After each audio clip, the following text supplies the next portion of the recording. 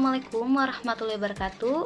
Perkenalkan, saya Diana Nur Islamia selaku mahasiswi dari Prodi Manajemen Universitas Pancasakti Bekasi. Baik, di video saya kali ini saya akan mempresentasikan mengenai tugas makalah mata kuliah digital bisnis. Nah, sebelum saya memulai presentasi pada hari ini, izinkanlah saya mengucapkan terima kasih kepada dosen pengampu mata kuliah digital bisnis, Bapak Joni Tesmanto SSO MM. Oke, di sini saya dengan nomor NIM 2892 150295. Nah, di video saya kali ini saya akan ngebahas tentang digital bisnis.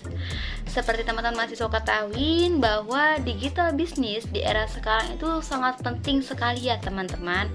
Nah, di sini saya akan membacakan mengenai makalah yang sudah saya buat, yaitu yang pertama mengenai latar belakang dalam bisnis.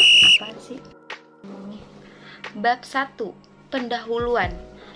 1.1 yaitu latar belakang bisnis digital. Di era digital ini, perkembangan teknologi terjadi sebuah evolusi pada teknologi media. Sebut saja new media atau orang yang sering menyebutnya media online, atau orang lebih akrab lagi menyebutnya dengan istilah internet. Media ini tentu sudah tidak asing lagi di telinga masyarakat. Media ini juga disebut sebagai media yang sampai saat ini belum ada yang mendampingi pertumbuhan jumlah penggunanya. Di negara maju, new media mengalahkan berbagai media yang sebelumnya telah dijadikan sumber referensi dalam menghadapi sebuah informasi. Istilah new media muncul pada akhir abad 20, setelah ini digunakan untuk menyebut media jenis baru yang menggabungkan antara media konvensional dengan media internet. Dalam kurun waktu beberapa tahun belakangan ini terjadi, new media diramaikan oleh fenomena munculnya situs di jaring sosial. Situs ini menyediakan tempat di dunia maya untuk membangun suatu komunitas di jaring pertemanan yang dapat diakses oleh semua orang di seluruh dunia. 1.2 Tujuan penulisan. Yang pertama yaitu untuk mengetahui revolusi industri.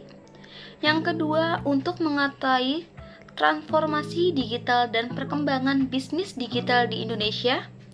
Yang ketiga untuk mengetahui ekosistem bisnis digital. Yang keempat untuk mengetahui pola pikir bisnis di era digital. Yang kelima, untuk mengetahui resiko bisnis digital. Dan yang keenam, untuk mengetahui perencanaan bisnis digital.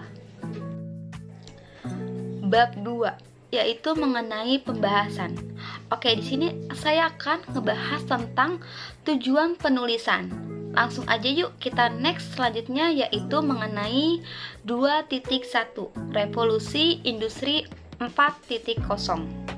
Industri 4.0 adalah nama tren otomasi dan pertukaran data terkini dalam teknologi pabrik. Istilah ini mencakup sistem siberfisik, internet untuk segala, komputasi awan, dan komputasi kognitif. Industri 4.0 menghasilkan pabrik yang cerdas. Di dalam pabrik cerdas ini berstruktur modern, sistem siberfisik mengawasi proses fisik, menciptakan salinan dunia fisik secara virtual, dan membuat keputusan yang tidak terpusat lewat internet untuk segala dalam kurung lot. Sistem siberfisik ini berkomunikasi dan bekerja sama dengan satu sama lain dan manusia secara bersamaan lewat komputasi awan, layanan internet, dan lintas organisasi yang disediakan dan dimanfaatkan oleh berbagai pihak di dalam rantai nilai ini.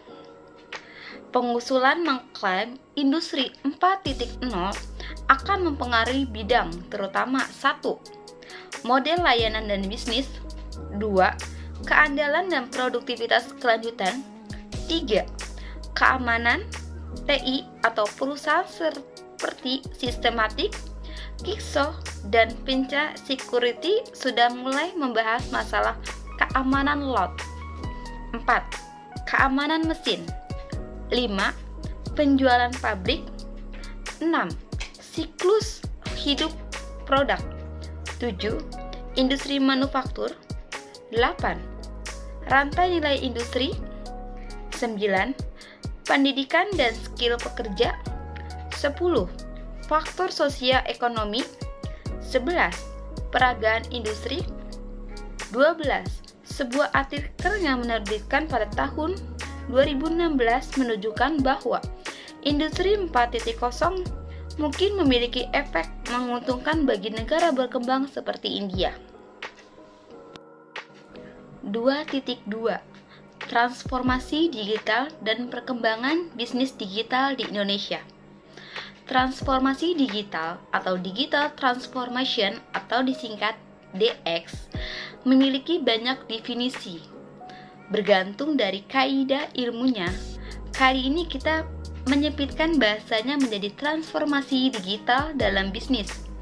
Di bidang bisnis, transformasi digital adalah integrasi teknologi digital ke dalam semua aspek bagian dari bisnis secara menyeluruh. Masuknya teknologi dan jaringan internet secara fundamental mengubah cara operasi sebuah bisnis sampai perubahan dinamika pemilik usaha dan pelanggan. Pergeseran yang disebabkan pengaruh teknologi ini menciptakan perubahan budaya, perusahaan atau bisnis atau organisasi. Misalnya membuat usahamu harus selalu berinovasi dan merasa terbiasa perubahan yang cepat. Banyak alasan yang membuat transformasi digital ini menjadi penting. Salah satunya adalah alasan yang kenapa harus karena ini terkait kelangsungan usaha dalam bertahan di tengah gempuran persaingan global. Berikut ini adalah alasan mengapa pentingnya transformasi digital. Yang pertama, perubahan yang cepat. Dengan transformasi digital, perubahan dapat meningkatkan laju perubahan digital secara eksponensial. Ini artinya perusahaanmu yang tertinggal atau bisa mengimbangi kecepatan gerak pasar. Para pebisnis ini dapat memperluas pasar melalui jaringan internet sampai pengaplikasian AI atau Artificial Intelligence. 2. Kompetensi digital. Pelanggan yang makin melek teknologi makin banyak. Mereka pun makin cerdas dalam berbelanja. Misalnya membandingkan harga. Kondisi ini membuat pesaing makin sengit. Tanpa transformasi digital, usahamu akan ditenggelamkan. Ketiga, akses dengan pelanggan. Pelanggan di dunia digital tak sekedar pembeli. Mereka juga umpan balik yang baik untuk perbankan bisnis. Tanpa transformasi digital, bisnismu dianggap kurang mendengarkan. Beberapa keuntungan yang utama jika usahamu menerapkan transformasi digital. 1. Mengubah pengalaman pelanggan. 2. Berlimpah data dan transformasi. 3. Dinamika yang harmonis antar divisi. 4. Makin bergairah dalam berinovasi. Jika bisnismu akan mulai bertransformasi secara digital, maka siapkan beberapa SDM yang mumpuni dalam hal berikut ini. Yang pertama, UI atau UX Design. UX merupakan proses mendesain produk agar user friendly dan benar-benar menjadi solusi atas kebutuhan pelanggan. UI merupakan bagian dari UX, mengusahakan agar tampilan sistem bagus dilihatnya. 2. React Native atau kemampuan yang memungkinkan developer membuat aplikasi yang platform Android dan iOS dengan menggunakan basis kode yang sama. 3. Full stack web developer menguasai JavaScript, PHP, Java, dan set database atau Backit, serta mampu mengkonversi desain yang dalam pemrograman HTML, CSS, dan HTML. 4. Product Management. Pemandu siklus suatu produk dalam platform digital yang meliputi development, penetapan posisi produk dalam pasar, hingga penentuan harga produk. 5. Back-end Engineering. Penanggung jawab di balik layar ini berfokus pada lancarnya dan pengembangan database, scripting, dan fondasi sebuah website. 6. Front-end Engineering. Penanggung jawab tampilan depan sebuah browser saat pengguna berinteraksi di dalamnya. Skill yang dimiliki yaitu HTML, CSS, dan XML. 7. Quality Assurance, atau orang memastikan software atau aplikasi yang diciptakan oleh sebuah perusahaan dapat bekerja sama dengan baik sebelum digunakan oleh pelanggan. 8. Business Intelligence, atau pihak yang menentukan metodologi untuk menganalisis suatu informasi terkait bisnis sampai mampu menentukan arah dan strategi bisnis. 2.3. Ekosistem bisnis digital, infrastruktur, sumber daya manusia, dan permodalan. Ekosistem digital adalah sebuah sumber teknologi informasi yang saling berkaitan dan bisa berguna sebagai suatu kesatuan yang utuh. Jadi, sistem ini memungkinkan nantinya bisa diisi oleh berbagai pihak, seperti konsumen, pemasok, pihak penyedia data, trading partner, dan masih banyak lagi. Integrasi praktek aplikasi perubahan, B2B, business to business, dan juga data yang ada dalam ekosistem akan memungkinkan perusahaan untuk bisa mengontrol teknologi. Ekosistem ini mampu memberikan ruang bagi para pebisnis agar bisa lebih fokus dalam melakukan berbagai hal penting dan yang sudah tidak perlu lagi dikhawatirkan akan berbagai faktor tertentu. Keuntungan dalam menghadirkan ekosistem digital ini yaitu 1. Lebih cepat dalam mengadopsi teknologi. 2. Memperoleh sumber pendapatan baru. 3. Menurunkan biaya dengan proses bisnis lebih baik. 2.4. Pola pikir bisnis di era digital. Pada era industri 4.0, seperti sekarang, transformasi digital merupakan hal yang tak terhindarkan. Pandemi COVID-19 turut berperan sebagai katalis yang menentukan percepatan arus digitalisasi untuk masuk pada seluruh faktor ekonomi dan industri. Dalam menghadapi dan mendorong transformasi digital tersebut, pola pikir digital menjadi hal yang sangat penting untuk dipersiapkan. Pola pikir digital menurut Benken 2013 merupakan sekumpulan struktur pengetahuan yang didasarkan oleh pengalaman mental yang terbentuk karena hidup dalam masyarakat digital yang setiap hari berhubungan dengan teknologi digital, ujarnya. Ia menambahkan penelitian yang dilakukan Parapat dan Henderman tahun 2021 telah menunjukkan adanya hubungan yang signifikan antara pola pikir digital dengan kesiapan modal insani atau human capital dalam menghadapi industri 4.0 akan perbankan, manufaktur, dan telekomunikasi nyatanya masih minim. Hasil sampel ini, beberapa penelitian lainnya dilakukan sejak tahun 2019 sampai 2021 menunjukkan terdapat kesenjangan pengetahuan terkait industri 4.0 dan hard skill individu pada sektor tersebut.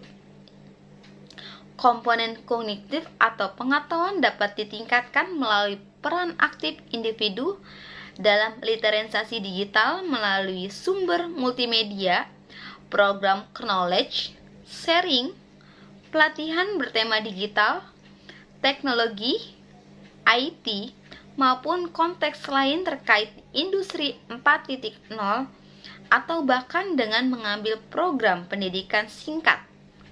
Sementara itu, upaya-upaya seperti meningkatkan hard skill melalui sertifikat untuk meningkatkan keterampilan atau upskilling dan reskilling dalam menggunakan teknologi digital, rotasi pekerjaan, maupun experiential learning dapat dilakukan untuk meningkatkan komponen tindakan. 2.5. Mengidentifikasi resiko bisnis digital. Pesatnya perkembangan teknologi sudah membawa banyak perubahan di dalam dunia bisnis. Hal ini bahkan membawa banyak dampak besar di dalam bisnis online yang belakangan ini semakin banyak diminati. Jika di dalam bisnis konvensional, pemasaran menjadi hal yang begitu rumit, maka di dalam bisnis online, aktivitas yang terbilang jauh lebih mudah dan simpel. Banyak biaya dan juga tenaga yang bisa dihemat dalam pemasaran online. Sehingga semakin banyak saja pembisnis yang mengingatkan pelayanan yang satu ini. Tingginya minat pembisnis online dalam melakukan pemasaran berbasis digital marketing merupakan angin segar bagi para penyedia layanan ini. Jika selama ini kamu berniat terjun ke dunia digital bisnis, maka kesempatan tertentu masih terbuka sangat lebar. Resiko lainnya yang bisa terjadi dalam bisnis digital marketing adalah fraud, di mana terjadi aksi kejahatan atau penipuan yang dilakukan oleh pihak penjual maupun pihak pembeli. Peretesan data pemilik sistem juga bisa terjadi, di mana pemilik sistem tidak memiliki aturan yang jelas terkait dengan pengolahan dan juga penggunaan data miliknya. Kondisi ini tentu saja membuat dampak negatif, bahkan kerugian dalam jumlah yang besar. Jika data sampai jatuh ke tangan oknum yang tidak bertanggung jawab, maka bukan tidak mungkin akan terjadi penyalahgunaan data untuk berbagai hal di luar kepentingan bisnis tersebut. 2.6. Menyusun perencanaan bisnis digital. Bisnis digital mengubah cara organisasi menggunakan dan memikirkan teknologi, memindahkan teknologi dari pemain pendukung ke pemain termuka dalam inovasi, pendapatan, dan pertumbuhan pasar. Bisnis telah menggunakan teknologi informasi dan digital untuk beberapa waktu sebagai sumber efisiensi dan produktivitas. Bisnis digital ini mewakili revolusi yang lebih ekstrim daripada perubahan yang didorong oleh teknologi sebelumnya. Anda bisa mengembangkan dan mempromosikan bisnis digital yang sukses melalui 1. Buat pola pikir yang benar dan pemahaman bersama. 2. Tempatkan pemimpin yang tepat. 3. Luncurkan pusat keunggulan bisnis digital. 4. Merumuskan strategi digital untuk menanggapi peluang ancaman. 5. Temukan dan kembangkan peroleh keterampilan peran bisnis digital. 6. Buat kemampuan bisnis digital baru. Bab 3. Penutup. 3.1 Kesimpulan. Teknologi digital merupakan teknologi informasi yang lebih mengutamakan kegiatan yang dilakukan secara komputer atau digital dibandingkan menggunakan tenaga manusia. Revolusi industri 4.0 merupakan upaya transformasi menuju perbaikan dengan mengintegrasi dunia online, dan ini produksi industrinya di mana semua proses produksi berjalan dengan internet sebagai penumpang utama. Pemanfaatan teknologi disanding keperawatan adalah pengimplementasikan asuhan keperawatan berbasis komputerisasi dalam mengingatkan mutu asuhan keperawatan. 3.2 Saran. Disarankan agar pembaca dan penulis dapat lebih mengetahui tentang pemanfaatan teknologi digital dalam perkembangan kesehatan di era revolusi industri 4.0. Selama itu, makalah ini juga menambah wawasan penulis tentang hal yang berhubungan dengan pengaruh kemajuan teknologi digital. Oke, sekian untuk presentasi makalah mata kuliah digital bisnis dari saya. Apabila ada salah pengucapan mohon dimaafkan. Wabillahi taufiq wal hidayah. Wassalamualaikum warahmatullahi wabarakatuh. See you next time.